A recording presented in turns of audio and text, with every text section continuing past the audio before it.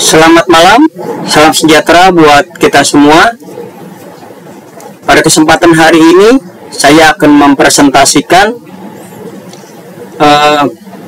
materi terkait ujian akhir semester. Sebelumnya, saya akan memperkenalkan diri. Nama saya Yohanes Sulianto, jurusan Sistem Informasi, kelas SI 301 semester 4 Universitas Siber Asia, dengan mata kuliah Business Intelligence. Nama dosen pengampu adalah Dr. Ucu Darussalam STMT. Baik, saya akan mulai. Apa itu Business Intelligence? Saya akan menjelaskan sebelumnya bahwa Business Intelligence adalah proses berbasis teknologi untuk mengumpulkan, mengolah, dan menganalisa data bisnis agar menghasilkan insight yang mendukung pengambilan keputusan strategis. BI atau Business Intelligence menggabungkan berbagai metode seperti data mining, menemukan pola tersembunyi dalam data besar, kemudian visualisasi data, menyajikan data dalam bentuk grafik, dashboard, dan laporan interaktif, kemudian benchmarking dan analisis performa, yaitu membandingkan kinerja saat ini dengan target atau historis, dan yang terakhir adalah deskriptif dan prediktif analistik, yaitu menjelaskan apa yang terjadi dan memprediksi apa yang mungkin terjadi.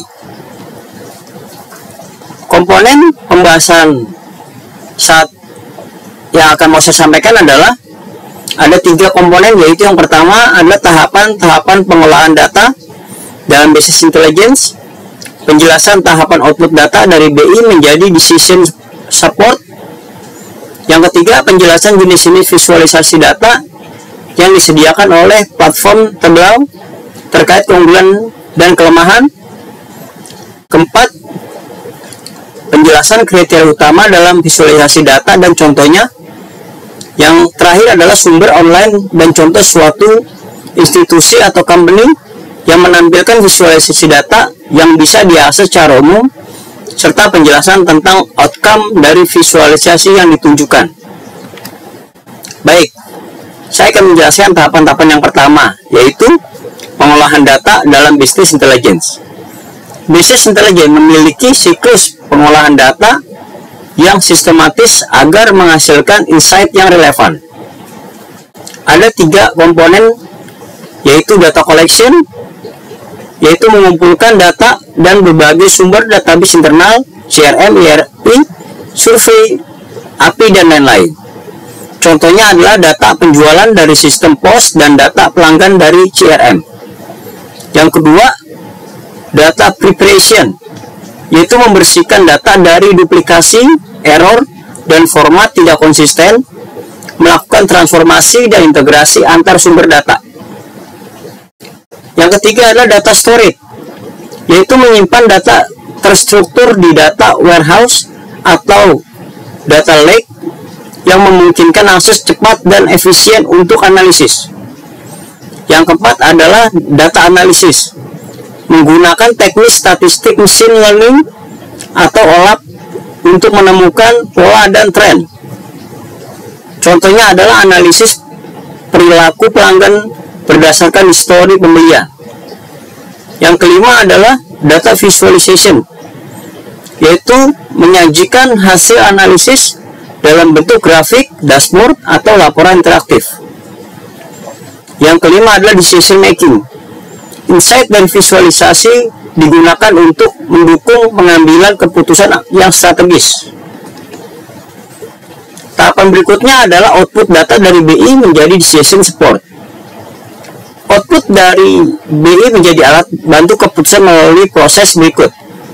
1. Insight generation, yaitu visualisasi dan analisis menghasilkan temuan penting, misalnya penurunan penjualan di wilayah tertentu.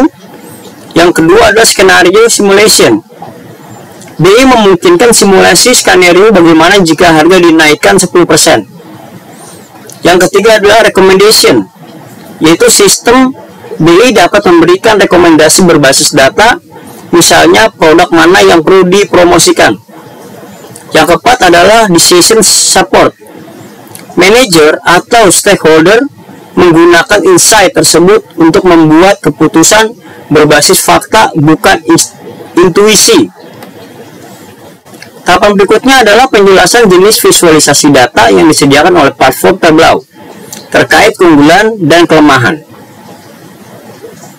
Berikut adalah visualisasi data di Tableau, keunggulan dan kelemahannya.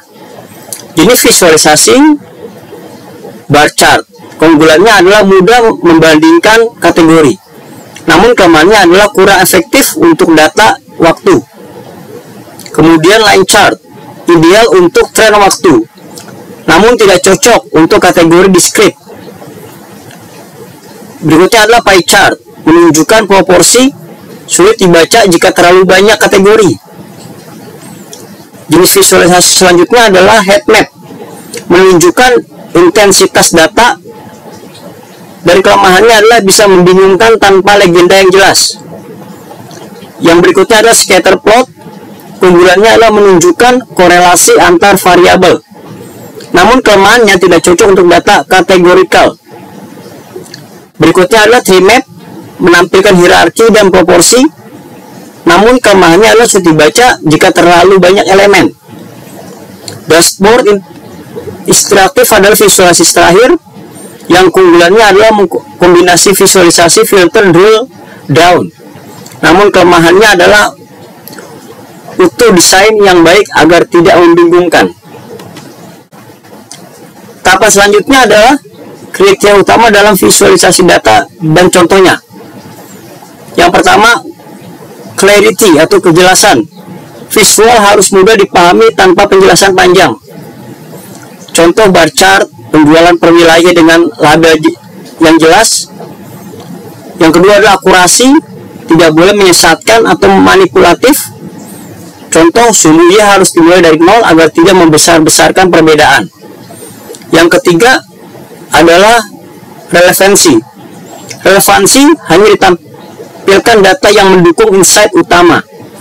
Contoh, dashboard KPI hanya menampilkan metrik yang relevan dengan tujuan bisnis. 4. Konsistensi, menggunakan warna, font, dan layout yang konsisten. Contoh, warna biru selalu untuk penjualan, merah untuk kerugian. Dan yang terakhir adalah interactivity atau interaktivitas.